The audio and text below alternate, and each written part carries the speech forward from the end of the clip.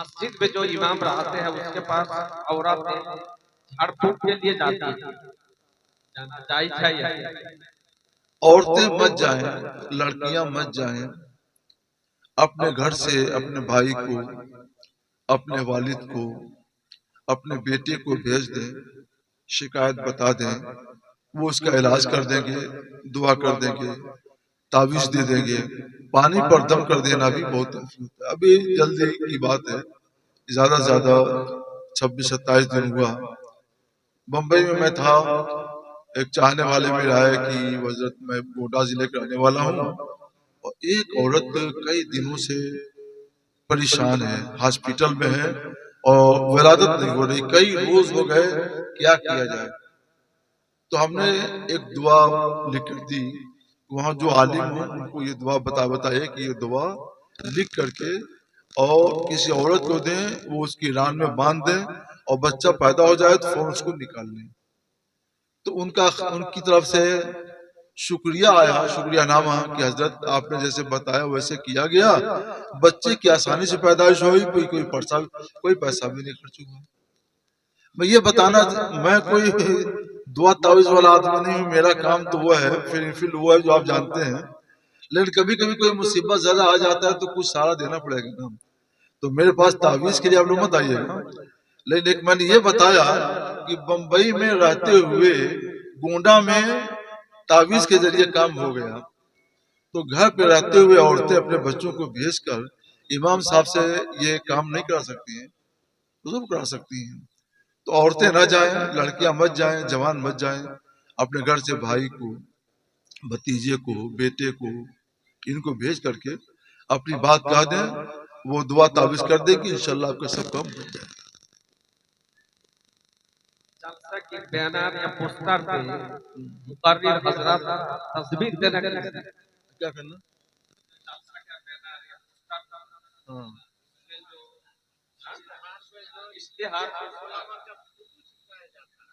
Photo, یہ بے ضرورت ہے، بے ضرورت فوٹو کھینچنا اور کھینچانا یہ ناجائز ہے، ایسا ہرگز نہ کیا جائے۔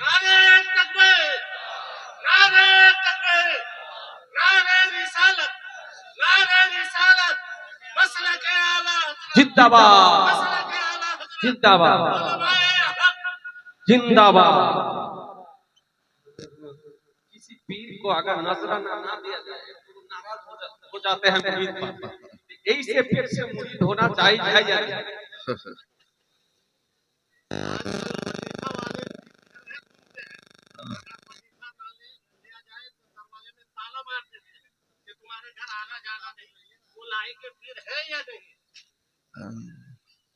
اس میں لکھا کہ کسی پیر کو اگر نذرانہ نہ دیا جائے تو وہ ناراض ہو جاتے ہیں مرید پر، یہی سے پیر سے مرید ہونا جائز ہے یا نہیں؟ یہ تو بیچ میں آپ نے ہم کو ڈال دیا کہ دنیا تو پیڑھی لوگوں کی ہے، تو کہیں گے یہ بہت بیکار عالم ہے، ہمارے خلاف آ کر بولتا ہے۔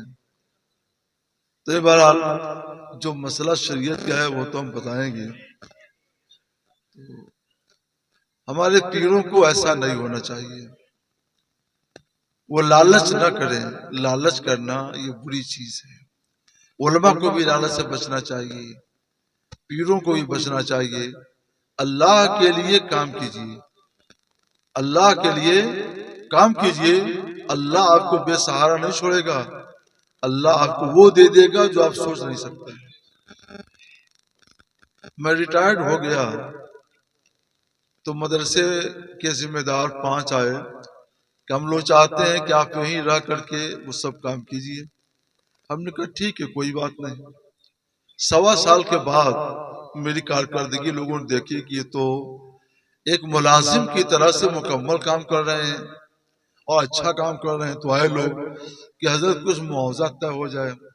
تو ہم نے پوچھا اب تک کہاں تھے؟ ہم نے اپنا انتظام سب کر لیا ہے، ہم نے اللہ کے لیے وعدہ کیا تھا، ہم اللہ کے لیے کام کر رہے ہیں اور اللہ نے ہم کو بے سہارا نہیں چھوڑا ہے۔ ہمیں ایک پیسہ بھی نہیں دیتے مدرسے سے، اور کسی سے کچھ کہتے بھی نہیں، جو جہاں بلاتا ہے صحت ساتھ دیتی ہے تو وہاں چلا بھی جاتا ہوں، لیکن نہ کوئی لالچ نہ کچھ، صرف ایک لالچ ہے کہ اللہ ہماری یہ خدمت قبول فرما لے۔ ہم یہاں آ رہے تھے تو میں ٹرین میں تھا، ٹرین سے آ رہا تھا تو میرے دل میں کچھ نفسانیت آئی، تو میں نے فوراً دعا کی، پروردگار عالم ہمارا یہ پورا سفر اپنے رضا کے لیے خاص فرما، اللہم اجعلہ خالصا لوجہک الکریم۔ اور جو اللہ کا ہو جاتا ہے اللہ اسے بے سہارا نہیں چھوڑتا، اللہ سب کو جانتا ہے۔ ایسا ہوگا کہ آپ کے پاس 500 روپیہ ہے اور اس میں اللہ اتنی برکت دے دے گا کہ آپ سمجھیں گے نہیں، وہ 5 لاکھ کیا 5 لاکھ ہی کا کام ہو جائے گا، اور آپ سمجھیں گے کہاں سے آیا۔ برکت ہوتی ہے، برکت دکھتی نہیں ہے لیکن خود بخود اپنے ہاتھ پاؤں پسارتی رہتی ہے۔ تو ہم اپنے تمام علماء کرام کو، اپنے طلباء کو جو پڑھ رہے ہیں، اور ان کے بعد اپنے عوام مسلمین کو یہ ہدایت کرتے ہیں کہ آپ کو جو بھی کام کرنا ہو اللہ کے لیے کیجیے، اللہ کی رضا کے لیے کیجیے، مال کا لالچ نہ کیجیے، اللہ کو بے سہارا نہیں چھوڑے گا۔ ہاں کچھ کام ایسے ہوتے ہیں کہ ان کے لیے معاوضہ مقرر کرنا ہوتا ہے، جیسے ہم مدرس ہیں تو معاوضہ مقرر کر لینا چاہیے، مؤذن ہیں امام ہیں تو معاوضہ مقرر کرنا چاہیے، یہ لالچ نہیں ہے۔ ہم نے آخر اس دنیا میں ہم ہیں، ہمیں یہ پہننا ہے تو بازار والے فری تو نہیں دیں گے نا، کچھ تو ہم کو دینا پڑے گا، پیسہ اس کا دام دینا پڑے گا۔ اس لیے ہمارے علماء، ہمارے مؤذن، ہمارے فقہاء، ہمارے خطبہ جو بھی ہیں، ان کے لیے آپ نذرانہ پیش کیجیے، اپنی محبت کا، اپنی قربانی کا، اپنی عقیدت کا مظاہرہ کیجیے، یہ آپ کی شان ہے، اور ان کی شان یہ ہے کہ اللہ کے لیے کام کریں، یہ کام اللہ کے لیے کریں، اور آپ بھی جو پیش کریں وہ اللہ کے لیے دیں، نام و نمود کے لیے نہیں۔ دونوں مل جل کر کام کریں گے تو انشاءاللہ اچھا ہوگا۔ پیر صاحب سے میں گزارش کرتا ہوں، جو بھی ہوں ہم تو نہیں جانتے ہیں، کہ ایسا نہ کیجیے، تارا مت بند کیجیے، ناراضگی مت ظاہر کیجیے، بلکہ دعا کیجیے کہ کوئی بات نہیں ہے، اللہ تعالیٰ تمہارے گھر کو مال و دولت سے بھر دے۔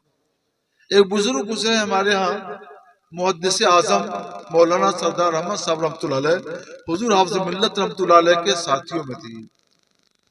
تو ایک جگہ عید میلاد النبی صلی اللہ تعالی وسلم کے عرصے میں گئے، جب واپس آنے لگے تو کچھ شاگرد ساتھ میں تھے کہ حضرت ہم نے دیکھا کہ جن لوگوں نے بلایا تھا ان لوگوں نے آپ سے سادہ سادہ مصافحہ کر لیا، کچھ دیا ہوا نہیں۔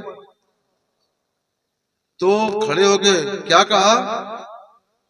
تم کو یہ سمجھ میں نہیں آتا کہ ذکر رسول کرنا ہمارا کام ہے، یہ اس شخص کا احسان ہے کہ اس نے محفل بلا لی اور ممبر سجا دیا، ہم سے کہا کہ آپ آ کر ذکر رسول کر دیجئے۔ یہ سب کام تو ہم کو کرنا چاہیے تھا، لیکن اتنا کام اس نے کر دیا، ہم سے کہا کہ آ کر ذکر رسول کر دیجئے۔ ہم نے اپنے رسول ہی کا تو ذکر کیا ہے اور تم کہہ رہے کچھ دیا نہیں ہے، چلو اس سے معافی مانگو، تو جا کے فوراً معافی مانگو۔ تو ہمارے علماء کی شان یہ ہونا چاہیے، ہمارے فقہاء کی شان یہ ہونا چاہیے، ہمارے پیروں کی شان یہ ہونا چاہیے۔ ابھی میں یہ نہیں کہتا کہ آپ بیعت ہوں کہ نہ ہوں، لیکن ابھی یہ تو کہتا ہوں کہ جن پیر صاحب سے یہ بات کہی گئی ہے ان کو اپنی اصلاح کر لینا چاہیے، اور اصلاح کر لیں تو بہت اچھا ہے، نہ اصلاح کریں تو پھر ہم سے کبھی آپ مسئلہ پوچھ لیجیے۔